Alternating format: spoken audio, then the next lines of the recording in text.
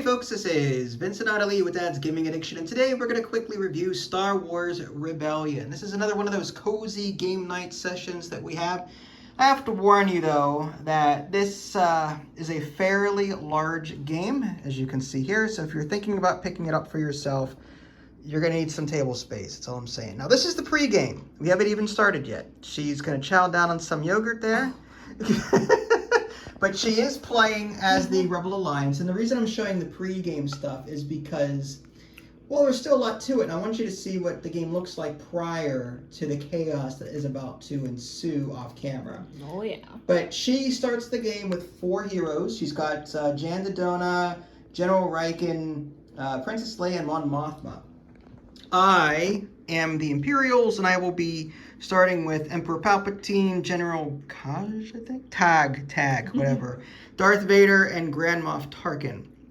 And the goals are going to be a little different for us. As the Galactic Empire, I am trying to find the location of the hidden Rebel base, represented by all those little guys on there. She's going to have this hidden base somewhere on this grand galactic map here, and it's my job to find it. Now, she's going to try and slow me down, though. This is a time tracker, and this is going to go up the track every round, and if she completes objectives by doing sneaky things, this marker here will move down, and if these 2 markers ever meet up, that one and that one, if they ever meet up, then the game is over, and she wins. So the goals are simple. Let's all watch her eat. The goals are pretty the goals are pretty simple, but it is a fairly long and complicated game, so there's a lot more to it than that, but I just wanted to give you a quick overview of what this game is about. There's combat, there's dice over there. Each of us has a deck of cards, and we have a hand of cards that we'll be playing. We'll be playing missions and assigning leaders to those missions in order to do things on the various planets. There's loyalty markers here. It tells us who these planets are loyal to, so that when we produce stuff, whether it be TIE fighters or Star Destroyers or AT-ATs or even Death Stars, whatever, these planets will determine what we produce based on this iconography here, which is kind of cool.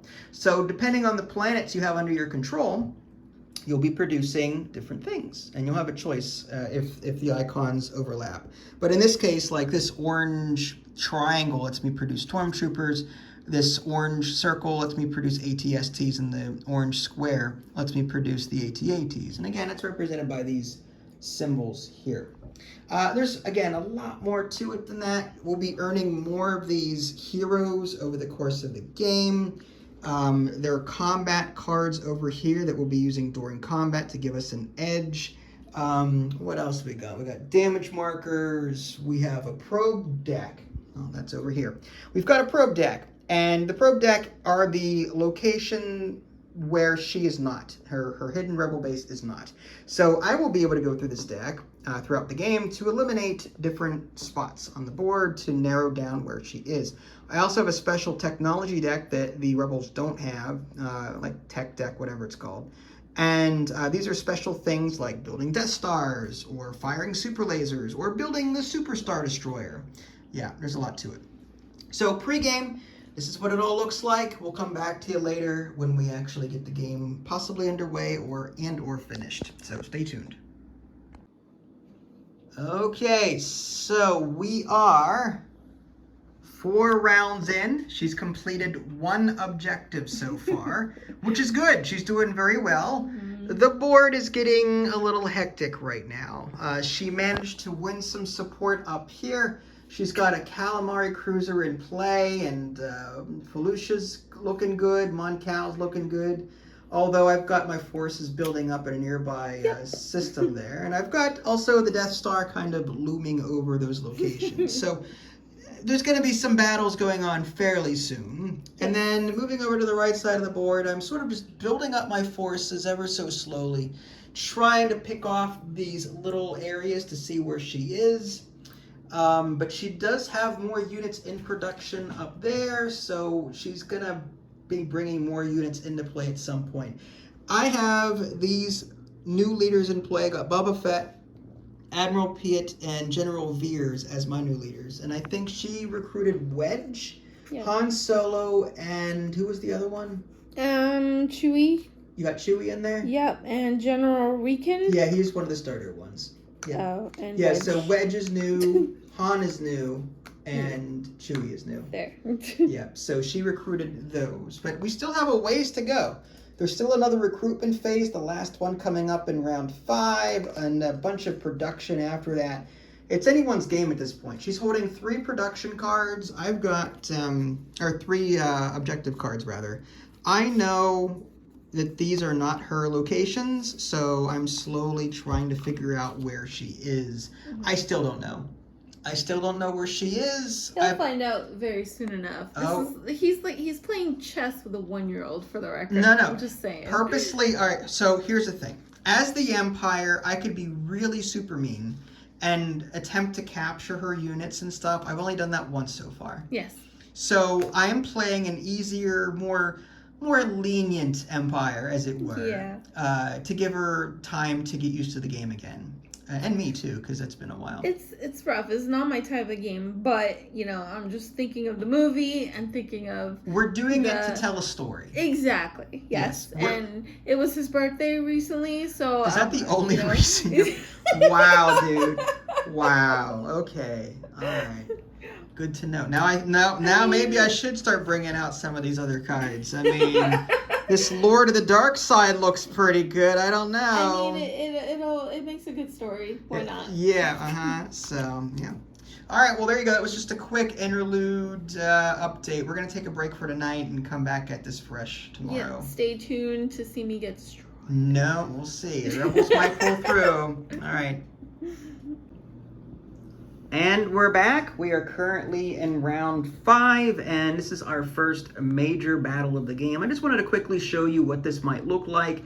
We're not going to play it out on camera because I'm holding my phone. But the way this works is she's got a Calamari cruiser, a Corellian Corvette, some X-Wings, a Y-Wing there, and also some troopers.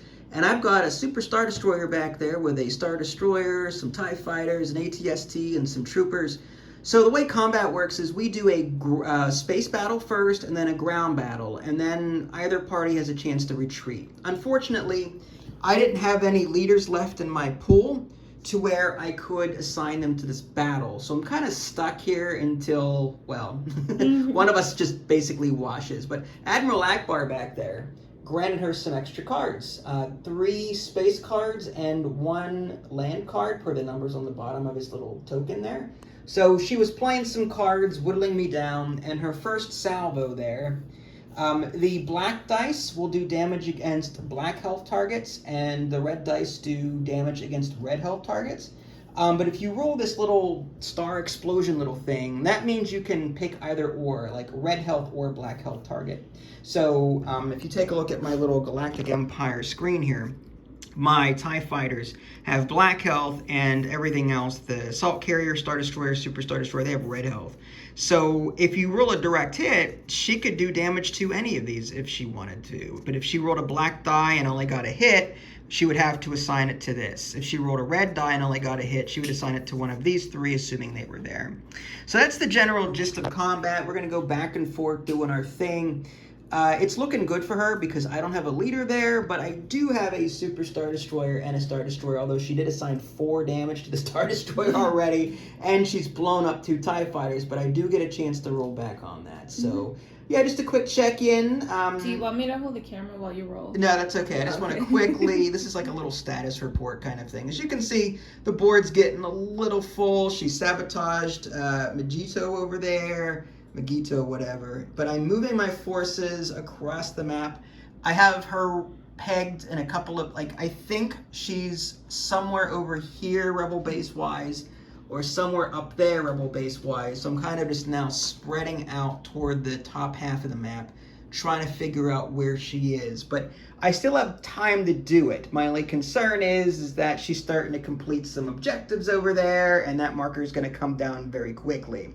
So this is going to be an interesting round, but stay tuned. We'll maybe do another one of these little status reports before we end the game. All right, and we're back. Star Wars Rebellion. We just concluded the game. Any guesses who won? Please. It was actually really close. No. It was actually. Let's take a look. No. You were 2 away from winning. She was up here for the longest time. She completed like 2 objectives in 1 round, one during the combat, one during like resolution or whatever. And she jumped, and I was like, oh crap. And I had the probe deck down to maybe, I want to say 6 cards at that point. And after going through them, I discovered, okay, she's either here on Kessel or she's here on Yavin. I'm like, wouldn't it be crazy if she were on Yavin? Because that's where, the Death Star battle with Luke Skywalker took place in A New Hope. I mean, that was really cool. The Rebel base is on Yavin, and it just so happened that she was originally, by the way, at the beginning of the game, she was on Bathawi, whatever that is. But she moved and left all of her stuff behind when I started getting close up here. But yeah, here's a quick pan of the entire field. And yeah, it was I dominated the board, but she was still very close to winning. It was still a close game. It was only because you were very lenient on the times that he knew like I was getting hurt like real bad, and then when I started kind of pushing back, he was like, no. It's like, when you put your hand on someone's head and they're trying to do this. And that's what it felt like. See, I captured Mon Mothma earlier in the game, and I could have played this to lure her to my side, but I didn't. I was trying to be nice. I didn't want to like add insult to injury by using Mon Mothma against her. He was very nice throughout the entire game. I tried, but then the problem was toward the end. I was worried. Like I knew that you were either on Kessel or Yavin, but my ships were like 2 systems away. And I wasn't sure if I could get there in time to do it. And it was really close. I mean, the space battle, that was a train wreck. You had 2 calamari cruisers and about 6 Y-wings, but they went down real quick. It was fireworks.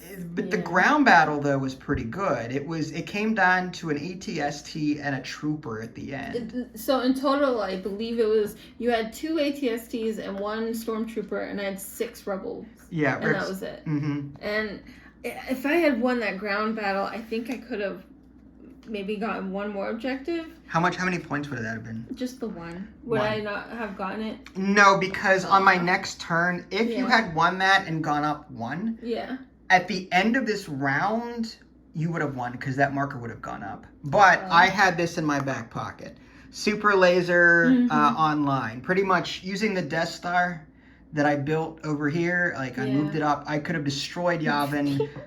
I would have had I lost the ground battle, I would have wiped out the entire planet. And what stinks though is that I played everything out of order, like everything. I put the Yoda ring on the wrong guy, which would have made me, which would have helped me with ground combat. I could have re-rolled things. I forgot to play this first, or like maybe I was too scared to play this because of all your leaders there. That's place an ion cannon on a location? Yeah, it was to place an ion cannon on Yavin. Yeah, and a shield generator. So that would have helped me with ground battle. Draw 1 ground tactic card every battle step. Well, that's really good. Is that the shield generator? Yes. And oh man, at least I could have like kept doggy paddle and like my head up a little bit. The Death Star would have wiped you out regardless. I know. But it was really thematic and really cool. And I have to stress, these two factions play very differently.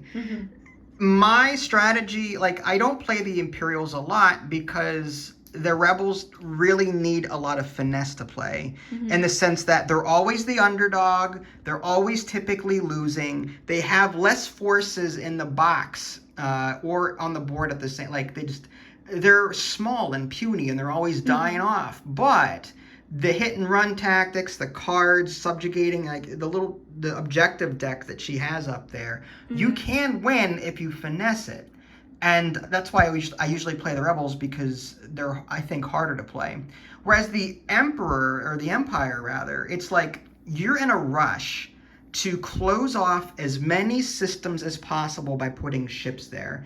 Because she's got a card she can use every round, that rapid mobilization, that lets her move her base. And the way she does that is she draws 4 of these probe droid cards. And assuming one of them is safe to pick, she can move. She leaves all of her stuff behind, then moves her rebel base somewhere else that I won't know where it is.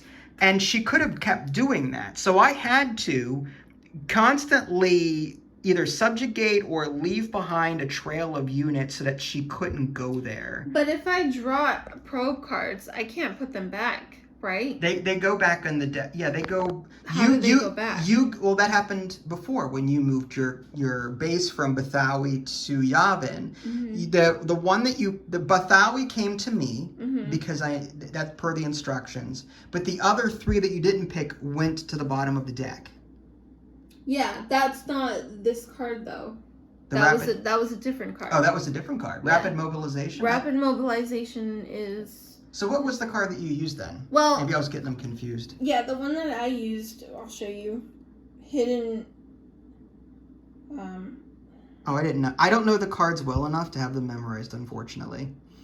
But yeah, this little arrow on the bottom means that she can. This always comes back to her hand, regardless if she succeeded or not. So she always has this. There are 4 cards that we get at the beginning of the game that we always have, and this is one of hers, and it allows her to sort of move the base around, which is really good. And the one that she had, I think, was a more powerful version, but it was a one-off of that. Yeah. But that's if you can't find it, don't worry. There's this game went on for a while. This is like day 3 for us, so she's probably been seen in 3 different outfits at this point. But yeah, I gotta say, like, again, as the Empire, it was really challenging to pin her down. Like, I knew I had ground and space superiority. I was winning my battles, great. But I had to block off all possible exits so that she couldn't keep moving around before that expired. That was the real challenge, and you're really up against the clock to do that, which means that your heroes that you have, a lot of them typically stay behind in the leader pool so that they can then move around, whereas not too many are assigned to missions to do things. So it was really a hard balance, whereas the rebels can kind of go all in with their missions, maybe leave 1 or 2 leaders behind to oppose, or maybe to move a fleet here or there, but primarily they're very missions heavy based, at least based on what I've seen.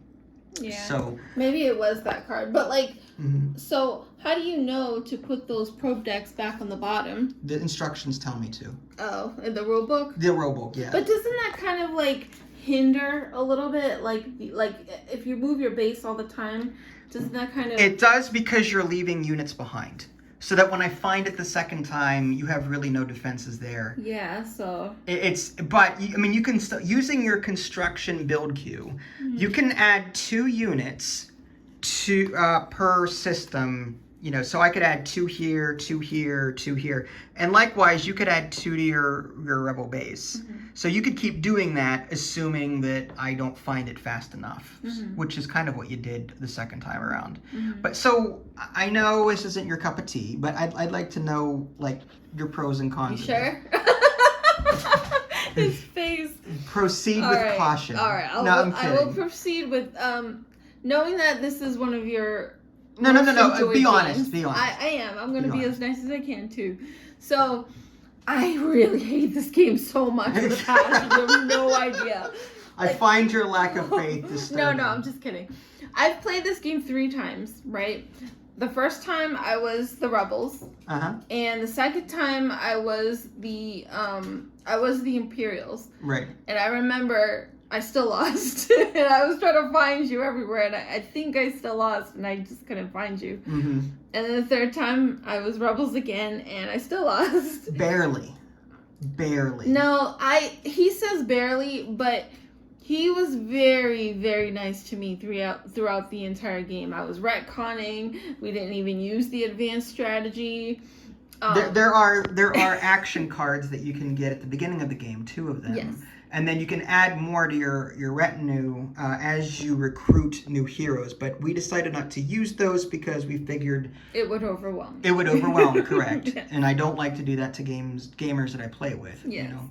And this is, I never liked Risk. I don't like the whole moving units on a map, and it's just too, it has that decision paralysis, and I hate the majority of the rules in this game. I really do. Well, like, I hate the limitations of 2 units per system when you finally do produce something. I hate that you can only put some leaders on stupid mission cards. I hate a lot of these mission cards because they're so useless to me. I hate... Let the hate flow through you. I hate Emperor Palpatine over here. No, I love the art of this game. I love the theme of it. I don't mind the dice rolling, but even that is so, like, I'm gonna, like, throw the dice out the window. So, just a quick heads up on that. We do not own the expansion to this. It's the Rogue One expansion. I mean, it's not called the Rogue One expansion, but it is Rogue One. They add Jyn Erso and Director Krennic and all those from Rogue One. So, and that expansion also simplifies combat a bit and includes extra cards and other things. I don't know if you would like that better or not, because I haven't personally done it. I haven't played it because I don't own it. But, okay, she's shaking her head no.